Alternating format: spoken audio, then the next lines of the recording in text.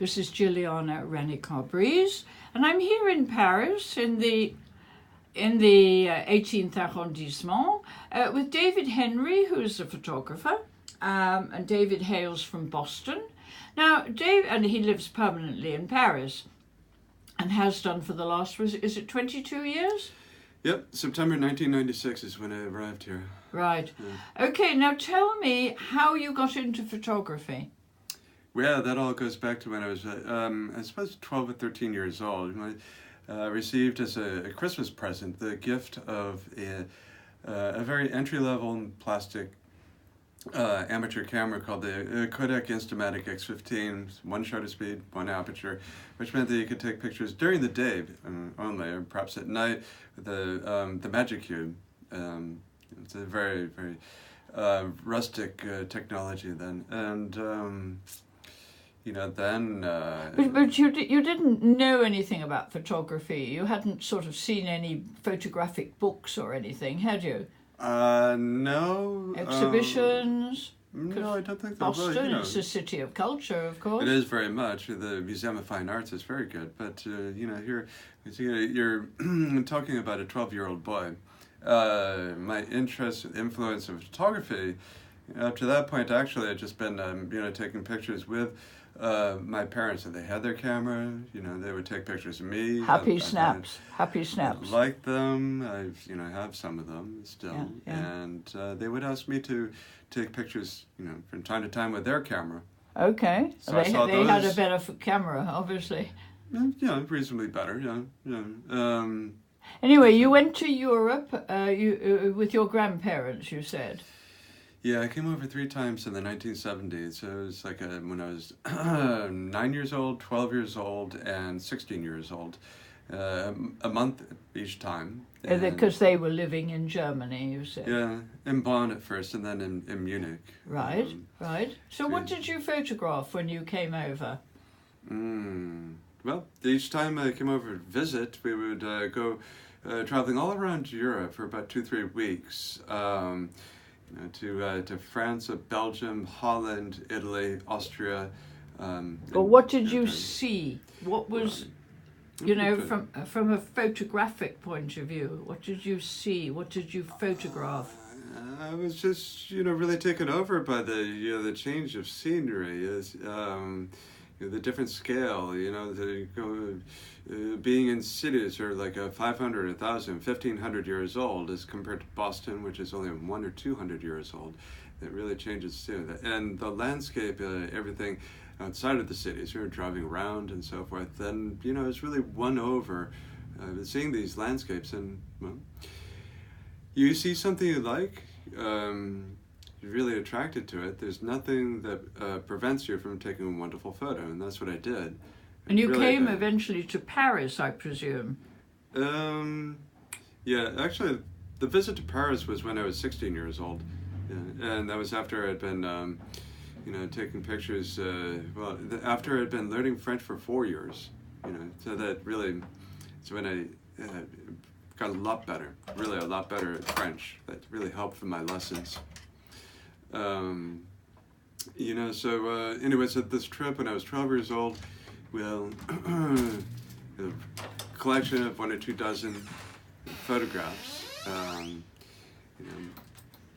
and I was really impressed at how much the adults liked them. It's a really big hit. My grandfather took the pictures to work, showed them to all the people he was working with. One of them was Italian. He said, yes, it's a classic. It's typical of our country. It's a really beautiful country, isn't it? That's the first, reaction to see how much other people could really be won over by the pictures I was able to take. But do you have any of those pictures? Those early pictures? Unfortunately, they're I would say sort of lost to history. That's a shame. Going back too far. Yeah. So basically you knew that you were destined to be a photographer, yes? Well, at 12 or 13 years old, I didn't have any idea that... when you were 16... It was more towards the age of 16. Yes, yes. That I, had a good idea that that's really what I like doing the most and, might end up doing as a career, Yeah, so it's like a 17 or 18. Yeah, it's pretty well decided. That's, Yeah, you know. yeah. And you studied in Boston, Yes, I went to the Massachusetts College of Art. right? Yeah. Right. How many years did you study? That was 4 years. Okay, Yeah, 4 years photography. Yeah, I majored in photography. Okay, and then after that, did you come straight away to Paris, or? Oh no. Well, you know, I moved to Paris in September 1996. So what did you do in the time between? Oh, the time, you know, well, it's just you know, life, working, you know, creative activities. Yeah. Arts, you know. Yeah.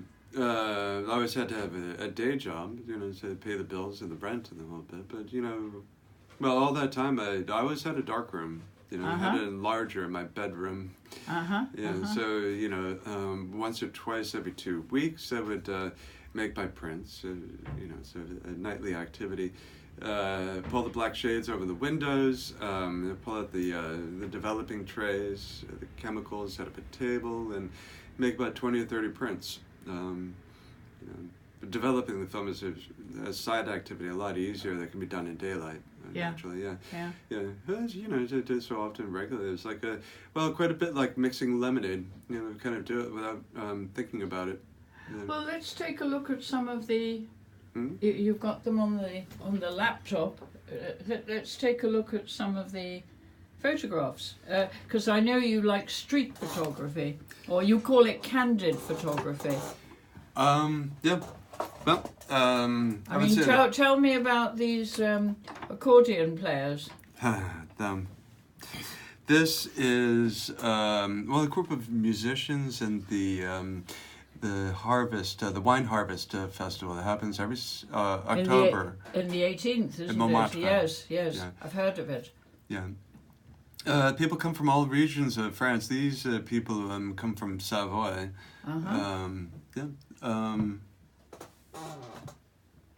My favorite thing about the picture is the succession, the rhythm, the pattern of, you know, the faces left to right. There's never a dead spot. You can start for this guy, that guy, this face, that face, this face, that face, that face, right here, until we end up here.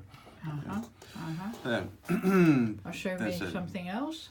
Yeah, well, this picture right at the beginning is that looks interesting. Oh, it's fantastic. Yeah, it's really. Where's that? That is next to the conciergerie, which is right over here, and then over here, well, it's the Seine. The bridge is over the River Seine. That's the Musée du Louvre right there. Yeah. It's good. Yeah. That is a grocery store in the Marais. Yes. There was one time my sister came visiting. We walked in front of the sign, and she asked me, David, what does a sign mean? I've never seen it, noticed it before. I said, well, it's a really good question. So I took a picture to truly explain what the sign means. It's forbidden to hold small children by the hand while you're walking around. Really? I didn't know that. I'm kidding.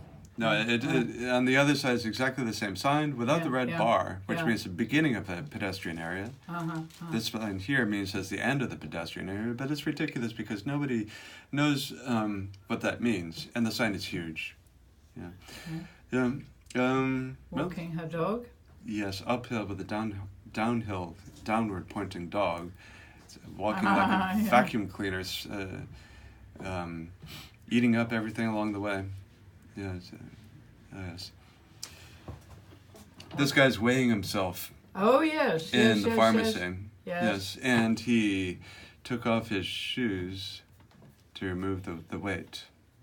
He didn't want to add the weight of his shoes, to the overall total weight on the scale.